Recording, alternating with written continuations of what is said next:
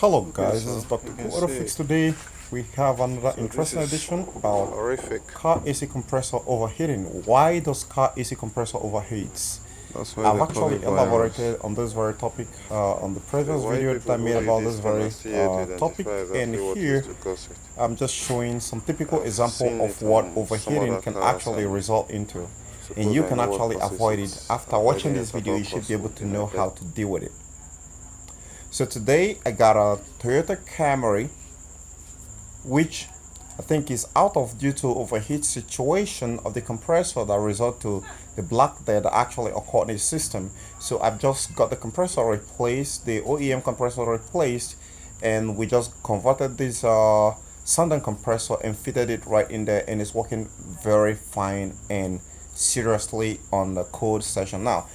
A lot of questions you guys are going to be having right in your mind is what really happened, and that's what I'm going to be boiling you today. A lot of you guys and some other guys, bunch of other crackhead, always, most of the times actually say that I talk too much and blah blah blah blah blah. But there is something I want to tell you guys. You guys lack a lot of gratitude. All you talk is blah blah blah blah blah blah blah blah blah blah. You talk too much. You complain a lot. I don't know. You have some kind of small opinion, something. Maybe that's what you have, because those bunch of people who have these small things there that actually makes a lot of too many noise, like a bag of empty vessel. You know, those kind of shitty things. So, but if you're the kind of person who is really grateful and thankful about the kind of information which I'm dumping right here on my channel, you should be supporting me, not kicking against me or sweating all over your pants, trying to complain. Yeah, blah blah blah blah blah. Come on,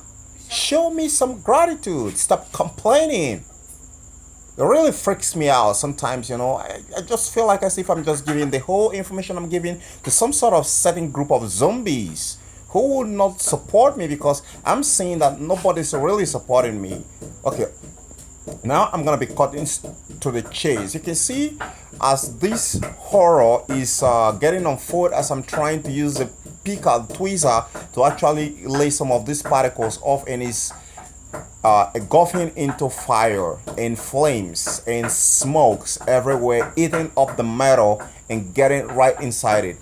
That is one of those things you're gonna be seeing with overheating. When your compressor seriously overheats, it's gonna trigger a chemical reaction between the refrigerant and the oil, and that's what's gonna turn to black death.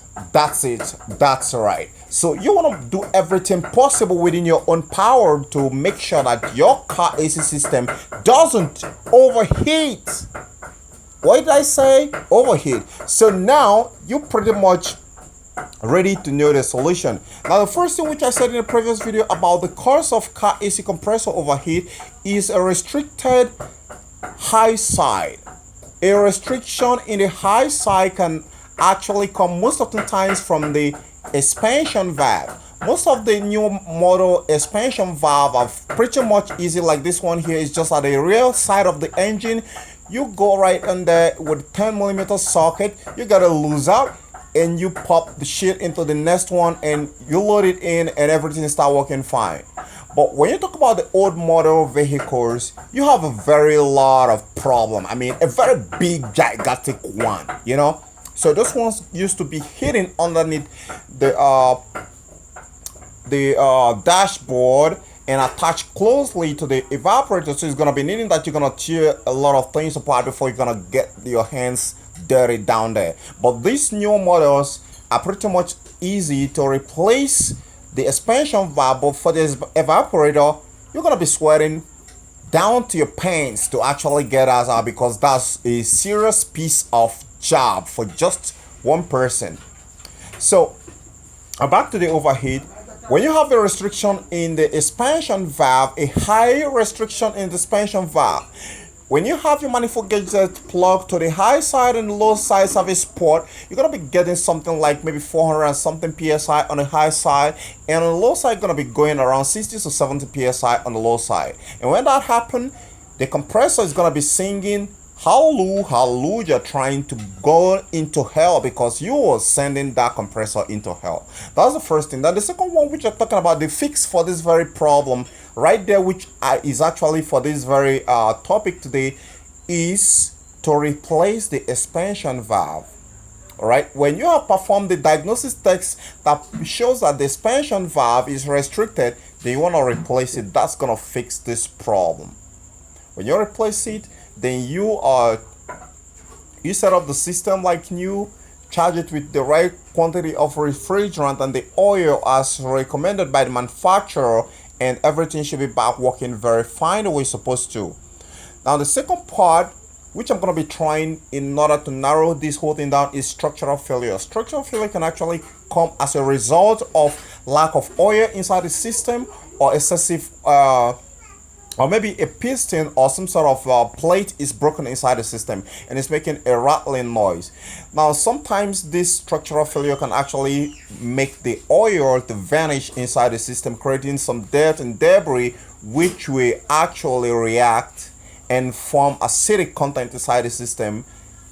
Not just only the structural failure, but when the structural failure occurs, you're going to be getting some rattling noise right inside the compressor. Most of you are going to be thinking that it's going to sing in, maybe it's a fifth harmony that's singing, or maybe what I call this name again, maybe Justin Bieber, or whatever kind of fans, the music artists that you have there that's actually singing inside the compressor. No, it is not your musician singing right there, but you have a structural failure. So the replacement, the fix for this is actually to replace the compressor.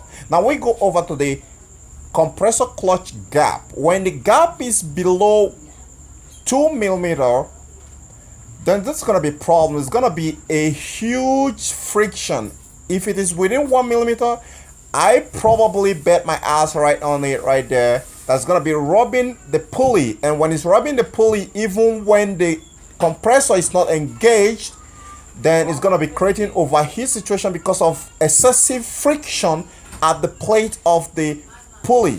And when that happens, if it is for a sanding compressor, it's going to burn out the rubber right there for the clutch. If it is for condenser, if it is for sanding, then it's going to kill the coil. Either ways, all of them are responsible of sending the coil, the clutch coil, into resting in pieces or in fire.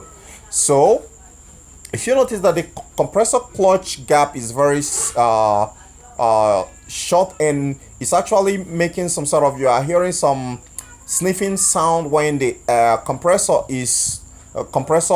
pulley is turning, but the compressor is not engaged, the clutch is not engaged, then the gap is very, very low. So what you're gonna do to actually fix this problem is you need to add some spacers in between the clutch and the shaft. When you add some spacers, then you observe it and make sure that you don't add too much. You're gonna get the right spacer. They have a spacer for that. You want to get it. When you get it, you add some spacers to it. When you add some spacers to it, then it's gonna give you the right gap.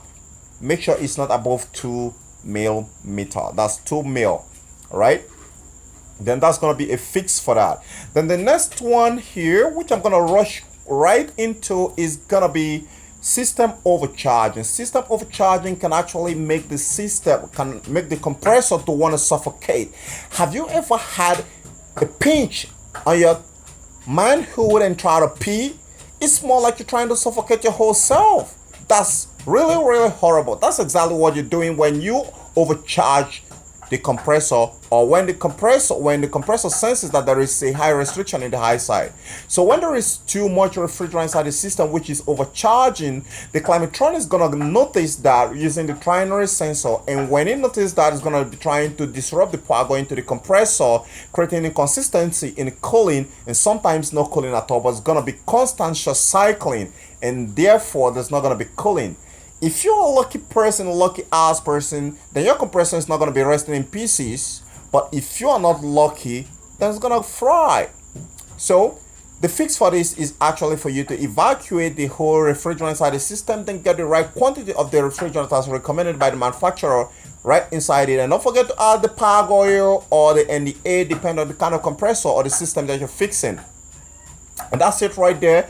Then the next one here, which I have right here on my list here, is going to be the condenser. The condenser, when it gets clogged, like I showed you guys here on my screen, with a lot of oil and debris covering the hose fins and cells, there's gonna be problem right there, because the process of condensation is gonna be very far away from New York City down to Ohio or Chicago. So when there is no condensation in the condenser, then the hot refrigerant have been compressed in high volume by the compressor is not getting any condensation. Not only that, there's going to be a very terrible poor airflow across the condenser coil. And when there is a poor terrible airflow across the condenser coil, the pressure is going to be hitting the roof. And you know where it's going to be bouncing? It's still the compressor.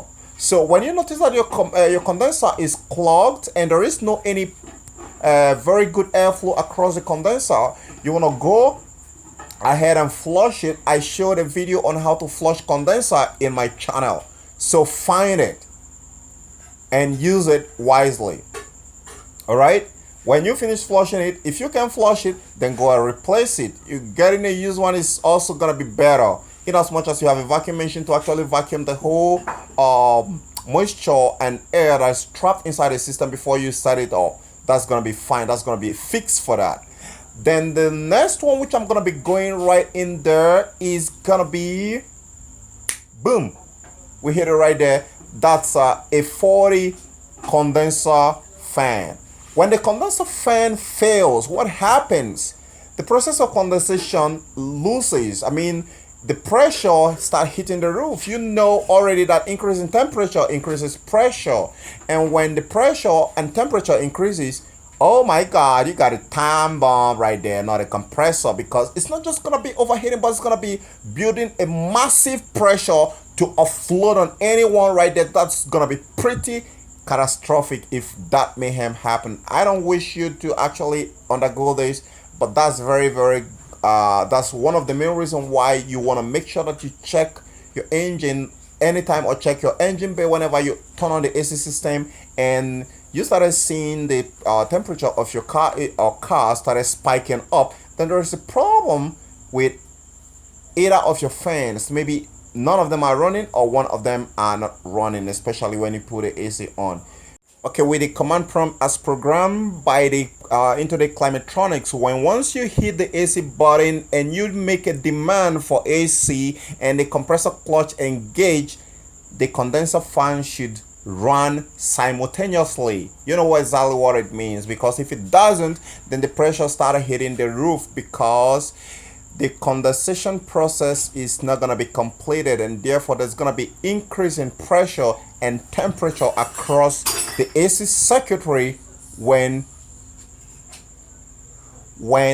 the AC condenser fan fails to do its job for any reason. It could be due to blown fuse, due to a malfunctioning relays, or any kind of problem. I mean, any kind of problem can actually trigger that. But you, my friend, you're gonna find out some of the beach problem and you fix it. And if you don't fix it, then it's not just only gonna be boiling on the increase in temperature and pressure inside the AC system, but also it's gonna be hitting back in your compressor and send it right into the cemetery where it belongs. I don't think you wanna leave your compressor to go into the cemetery, because it's gonna cost you a huge amount of money to get another good functional one back into that place where it's supposed to be. Now let's go over to the next chapter. Next chapter, where are you? Okay, the next chapter here we're gonna be going in is air in the system. When there is an air trap inside the AC system circuitry, where the refrigerant, the closed circuit, where nothing's gonna go in, nothing's gonna go out. This is not a case of a dead alive, you're coming with me. No.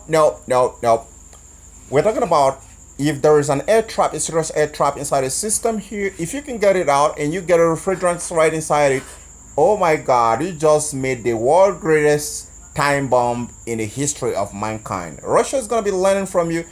Yeah, Ukraine is gonna need your help too.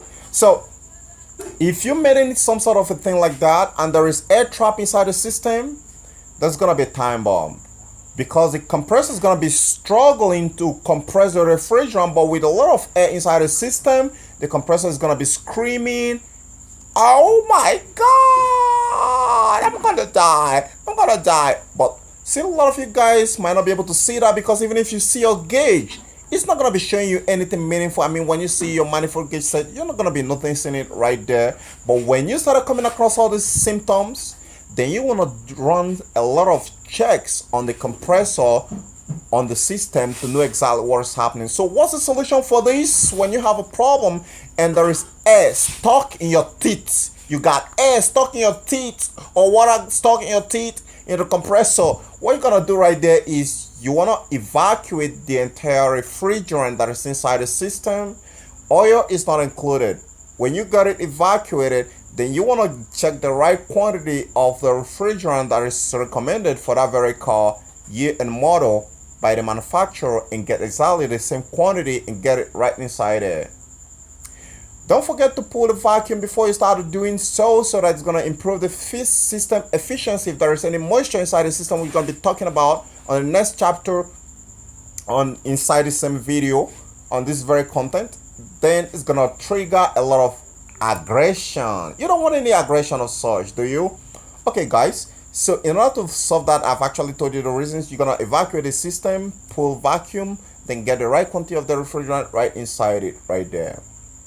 Okay, we talked about overheating. I don't know if I give you the, overcharging, system overcharging. If you notice that the system is overcharged and you've seen the high pressure side and it's hitting the New York tallest tower, hitting the roof right there, or the New York tallest skyscraper, or the Abu Dhabi skyscraper, and you are going to the lower side and the lower side is saying, hey, I'm gonna keep it on the 70 psi, no problem.